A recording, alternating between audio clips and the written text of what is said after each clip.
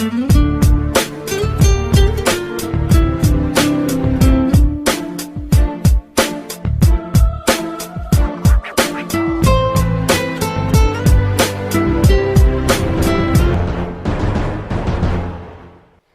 evening, everybody. This is Ray Hayes with Supplier News. Before we get started with the mini podcast, I wanted to let you all know, please follow us on Facebook at Supplier News. Please follow us on Twitter at GDN Network. And please visit our website, www.suppliernews, for your daily news in regards to supplier diversity, small business news around the globe, and anything dealing with diversity. We have it for you, so please check us out. Like I said, the articles are daily. Today I'm coming to you all with another mini podcast. Today I'm going to talk about the Bethune Cookman commencement speech. The Bethune Cookman had Betsy Devos as their commencement speaker this year, and it was a lot of uproar before the speech was even actually done, or even so before she ever even gave the address. A lot of faculty and students were in disagreement with the administration at the school and the president. They did not want Betsy Devos to speak, and they were totally against her coming to the school. So there were some protests on campus, and some students even complained, saying that the president and other administrators were going about blackmailing them, telling them to stop with the protests, or they wouldn't be able to receive their degrees, or something else in a negative fashion would come to them. However, the protests continued, and during the commencement, the speech, it was a bad scene for the college and Mrs. Devos. I'm going to play you a clip from the speech today, and give your thoughts about it in the comments. Board of Trustees, thank you so very, very much for this great honor and privilege. I am honored to become a Wildcat. If this behavior continues, your degrees will be mailed to you. Now, the students even went so far as turning their back on Mrs. Devos, and that's just crazy. It's kind of, like I said, it's a bad look for the college, but it's also a bad look for Mrs. Devos as well. Being that the fact that the college knew that this possibly could happen.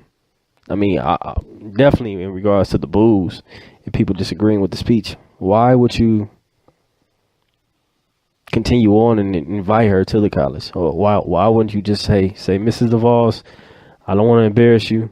There's going to be a lot of uproar at the commencement. So in regards to that, we're going to have to switch you as a commencement speaker and invite somebody else. Now, it definitely would have sucked to get a last minute notice saying we don't want you. I understand that. But however, why would you have her go on the stage and simply get embarrassed? Point blank period. That was embarrassing. I don't care who you are. Now, I understand that the students were in disagreement with it, with her as a commencement speaker. Rightfully so. They have their right. And all right, I mean, some of the things she said and some of the things she's done prior to taking her position in the Trump administration, they weren't looked at in a good light, nor were they helpful and beneficial to students in the field of higher education.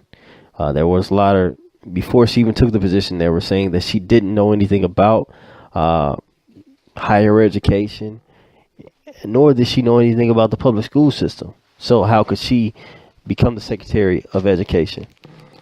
So with that being said, I don't understand why the college continue on with her as a commencement speaker. Like I said, she was going to get embarrassed. But on that same token, being from a historically black college, it probably would the same thing would have happened in Morehouse. However, I do not think the student should have turned their back on her. I think that was a little bit too much. Booing and all that, understandable. But at the same time, let her speak, hear her out. I'm sure they did. They let her speak and hear it out. But the turning the back, that's the ultimate sign of disrespect. It definitely is. Like I said, I understand it's totally fine to disagree with her. There's nothing wrong with that at all. But like I said, it comes to a point where you have to have a form of respect for that individual. And like I said, turning the back on Mrs. Devos, the Secretary of Education, that was definitely disrespectful. But at the end of the day, it is what it is. We can't do anything about it now. We'll see what comes of this, what President Trump has to tweet about it, or what Betsy Devos has to say about it.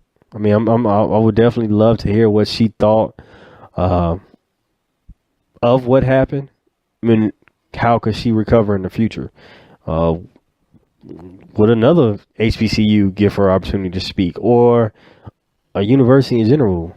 The next university that gives her the right to speak, will the same thing happen at that commencement speech? I definitely would be interested to see, definitely like a conservative university, what truly would happen. But Ms. DeVos, even though she doesn't have the best record, she is trying.